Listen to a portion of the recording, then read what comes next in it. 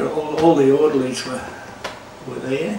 What I'm searching for is actually their involvement in crossing the causeway on Bobby's side of the story and Gordon Nichols' side, where they came across after the Argyll and Sutherland Highlanders. We weren't there. We were about 2 kilometres south of the causeway.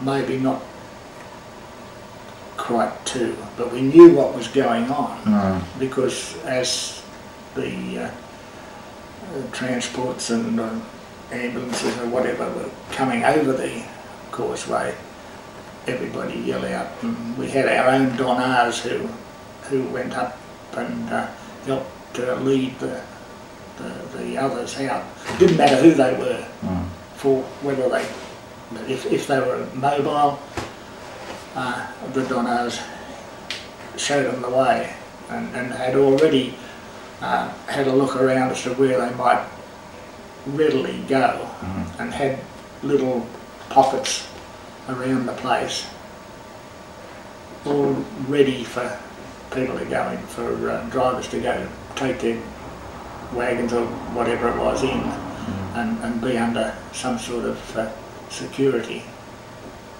some sort of shelter. Wasn't any good if they were bombing, but we did have some very big 500-pounders. Is it your understanding though that Bobby and Gordon drove ambulances across the causeway after following the Argyll and Sutherlanders when they came in? Oh, well, precisely, yeah. That is so. The causeway was delayed a number of times. We knew about that. We knew that it was supposed to go off at so-and-so time, and it didn't. It was still there. But there was still a lot of people, a lot of longer Aussies and others and whatnot wanting to get back onto Singapore, and that was their aim. They'd been given the orders to return there. Now the Argyll and Sutherland, the ones that were with, that Bobby was with, and he was carrying wounded. They came across the Argyll and Sutherland, as far as I know, went across before, and we do know that Des Bregman was behind them, that he delayed the blowing up of the causeway by some time unknown, so that he could get some of the 2nd, 3rd MAC ambulances across before they blew it. Right, now let's go forward now to after capitulation.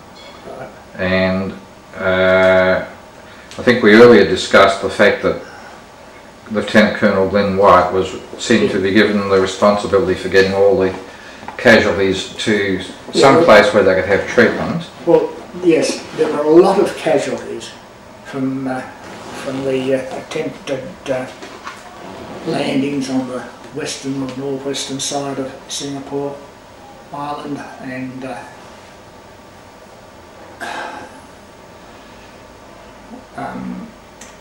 there were hospitals all over the place where there were wounded, and some of the drivers, I don't know how many because it was such a schmozzle and we didn't know what was going on, were told to get their vehicles going, that they had a job to do, and maybe Glenn White, because his name is still there in my memory brain, and memory bank, and I know that he had a great deal to do with the organisation of it, and we had to, as orderlies, had to go with the ambulances, round up or collect where we could.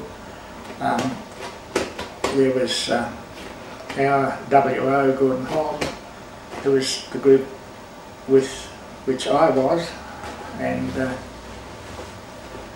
we went around and got them. We also pinched, salvaged. How's the time? Our WO2 Gordon Holm, terrific bloke, he was given the job of looking after about 5 or 6 wagons. We went around to varying hospitals collecting what of those we could who were able to be collected, and putting them into the lightweight Chevy ambulances. We had the opportunity of picking up panniers, which we did. We put them underneath patients. We put bloody sheets and whatnot over the panniers, and once the Japs saw the blood, they were glad to get rid of us. And we did get, I think it was 8 panniers out to Changi, where they were hidden immediately, unloaded, hidden immediately, and served us well afterwards. But one thanks Gordon Holm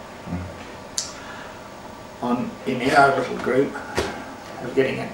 Now there were lots of others doing it, but in different areas, and really I don't know how or what they did other than do precisely what we were doing, getting what they could into Changi.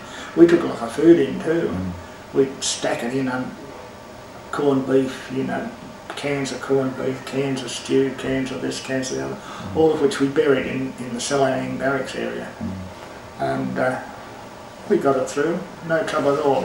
Somebody'd look, they'd see bloody, a Jap guard would look at what was going in, see all the blood, and then say, get out of the way. They didn't like it. Did you have, as an ambulance, did you have to have a pass to be able to move around the camp? Well, yes, we did have passes to move around. I understand that was all arranged with Blue Line. Now, following, when things settled down, they had all the casualties in. Where did you work during that period? We were in Selarang area for a few days.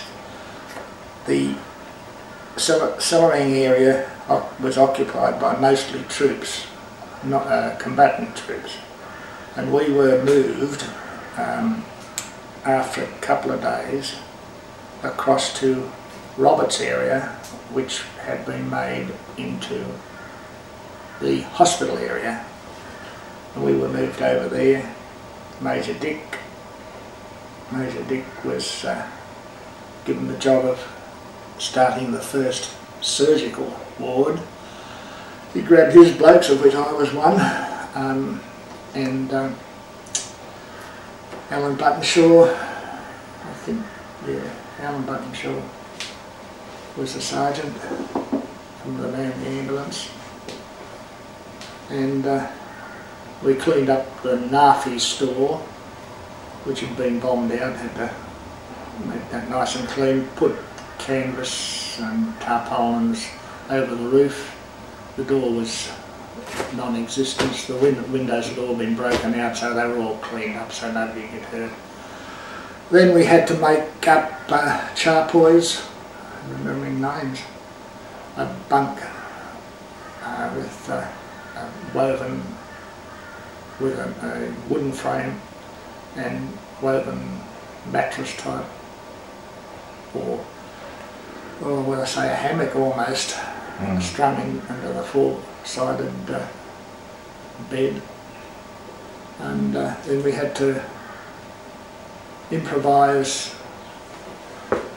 for all the very bad wounded fellas, shattered limbs and so